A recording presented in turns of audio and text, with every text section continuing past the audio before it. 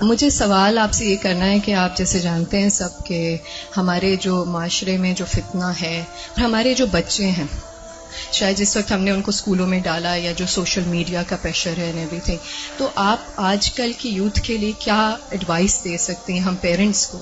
دیکھیں ہماری جنت کیا جنت ہوگی جہاں ہمارے بچے نہ ہوں. بہت مشکل ہے کیونکہ آپ دیکھ رہے ہیں ہر طرف سے media is playing such an important and such a difficult role کہ ہم پیرنٹس کے لیے اس چیز کو سنبھالنا بہت مشکل ہو گیا اینڈ آل آف دیٹ. اور میں ایک واٹس ایپ پہ میسج مجھے ملا کہ what will happen to my children when I die, but سوچنے والی بات یہ ہے کہ what will happen to my children when they die. So اگر آپ کوئی ایڈوائس دے سکتی ہیں اس سلسلے میں تو بہت موزوں رہے گی. انہوں نے دکھتی رگ پہ ہاتھ رکھ دیا ہے اور بہت ہی اہم سوال ہے یہ. حقیقت یہ ہے کہ یہ ہر گھر کا مسئلہ ہے، ریلیجس فیملی ہے یا ریلیجس نہیں ہے، یہ مسئلہ ہر جگہ ہے، پڑھے لکھے ہیں یا ان پڑھ ہیں. آئندہ جنریشنز بہت بڑے فتنے میں ہیں، فتنہ ہر ہاتھ میں ہے اور وہ بڑھتا ہی چلا جا رہا ہے اور پوری دنیا ان کے سامنے ایکسپوز ہو چکی ہے. یعنی آپ کس چیز سے ان کو بچا سکتے ہیں، کس چیز سے روک سکتے ہیں؟ صرف ایک ہی حل ہے اور وہ روک اندر ہو، اور وہی تقویٰ والی بات ہے کہ جب تک ان کے اندر خود اللہ کا ڈر نہیں آتا، آخرت کی فکر نہیں آتی، اس وقت تک کوئی باہر کی چیز اب ڈھکی چھپی رہ نہیں گئی. آپ سو رہے ہیں، آپ کو نہیں پتا آپ کے بچے اپنی رضائی کے اندر کیا دیکھ رہے ہیں، کیا کر رہے ہیں، کیا سن رہے ہیں، کہ کانوں کے اندر کچھ لگا ہوا ہے، کچھ دیکھ رہے ہیں. اور پہلے تو کہیں کسی خالی جگہ پہ جا کے چھپنے کی ضرورت تھی، تو اب تو گھر کے اندر بھی ہر جگہ چھپنے کی جگہ ہے، کیونکہ جس اسکرین پر وہ سب کچھ دیکھ رہے ہیں وہ ان کے ہاتھوں کے اندر آ چکی.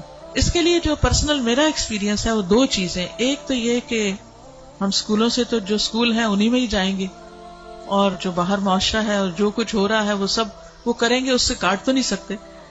میں نے سب سے زیادہ جو دعائیں مانگی ہیں، رو رو کے مانگی ہے، سجدوں میں پڑھ پڑھ کے مانگی ہے، وہ اسی کے لیے مانگی ہے کہ اللہ میرے بچوں کو ایمان دے.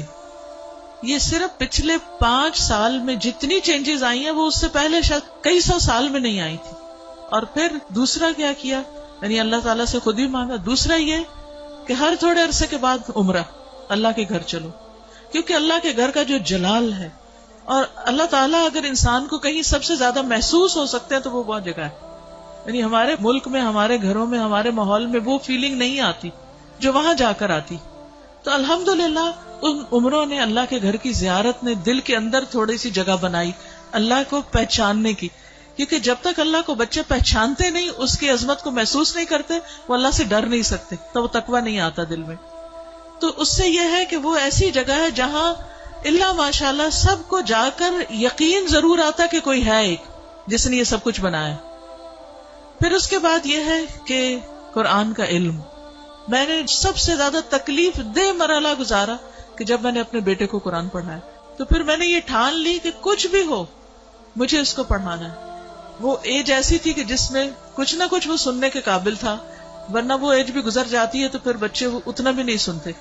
اور میں نے اپنی ساری مصروفیات کو سیکنڈری کر کے، حالانکہ میں انتہا درجے کی مصروف، گھر کی بھی ذمہ داریاں، باہر کی بھی، لیکن میں نے اس کو اپنی پرائرٹی نمبر 1 سمجھا کہ یہی بات جنہوں نے کی ہے کہ جب وہ مر جائیں گے تو پھر ان کا کیا بنے گا.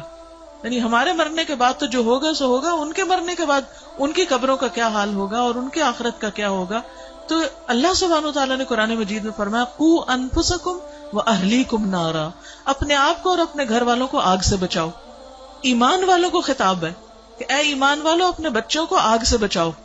تو پھر میں نے اس کے ٹائم کے مطابق جب اس کا موڈ بنے، لیکن روز کی شرط رکھی تھی کہ ہر روز پڑھیں گے تھوڑا تھوڑا، 2 آیتیں 4 آیتیں، 1 رکوع 2 رکوع 1 رب، اور اس طرح کر کر کے میں نے پورا قرآن اس کے ساتھ پڑھا کہ مجھ سے نہیں ڈرے، اللہ سے ڈرے. میری خاطر نماز نہیں پڑھے، اللہ کی خاطر پڑھے. میری وجہ سے کچھ مت چھپائے جو دیکھ رہا ہے، اللہ سے ڈر کے چھپائے. تو یہ کسی حد تک فائدہ مند ہوا. یہی ماؤں سے کہوں گی کہ ساری مصروفیات اپنی جگہ ہیں، لیکن بچے آپ کی پرائرٹی نمبر 1 ہونے چاہیے. ان کے لیے کھپ جائیں دعائیں مانگ مانگ کے بھی، اور اس کے ساتھ ساتھ ایک دفعہ کم از کم قرآن سے ضرور گزر جائیں. کیونکہ جب وہ قرآن سے گزر جائیں گے پھر ایٹ لیسٹ آپ کی رسپانسبلٹی نہیں رہے گی. اللہ ان کی سب خیر کرے، لیکن اگر خدا نہ خواستہ ان کے اندر کوئی بگاڑ آتا تو آپ کی پکڑ نہیں ہوگی. لیکن اگر آپ نے کوشش نہیں کی، محنت نہیں کی، تو آپ کی بھی ساتھ پکڑ ہے. صرف آپ کی نمازیں پھر کام نہیں آئیں گی. تو اس لیے ہم میں سے ہر ماں کو سنجیدہ ہونے کی ضرورت ہے. چاہے رونا پڑے، منتیں کرنی پڑے، بھوک کاٹنی پڑے، کچھ کرنا پڑے، لیکن پکڑ کے بیٹھے، خود بیٹھے. یہ مولویوں پہ نہ چھوڑیں کہ کوئی اور آ کے لیکچر دے گا تو وہ سن لیں گے، اس کو بتا دیں گے، ابا کو بتا دیا، چچا کو بتا دیا، اس کو ماموں کو بتا دیا. ٹھیک ہے وہ بھی کچھ ہیلپ کرتے ہیں، لیکن سب سے زیادہ آپ کو خود کرنا، اور اس کے لیے آپ کو خود پڑھنا ہوگا، اس کے لیے آپ کو خود سیکھنا ہوگا. خود سیکھنا شروع کریں اور اپنے بچے کے ساتھ بیٹھ کر خود. پھر یہ کہ بعض اوقات بچے ہم سے سننا نہیں چاہتے، آپ ان سے کہ آپ ہمیں پڑھ کے سنائیں. بس اس بات کا اگر یقین ہے ان کو کہ یہ قرآن اللہ کی کتاب ہے، تو پھر ان کے اندر یہ ڈالنے کی ضرورت ہے کہ اللہ تعالیٰ نے کیا فرمایا ہے. وہ آپ کو بھی پتا ہونا چاہیے اور وہ ان کو بھی پتا ہونا چاہیے. اللہ تعالیٰ ہماری مدد فرمائے.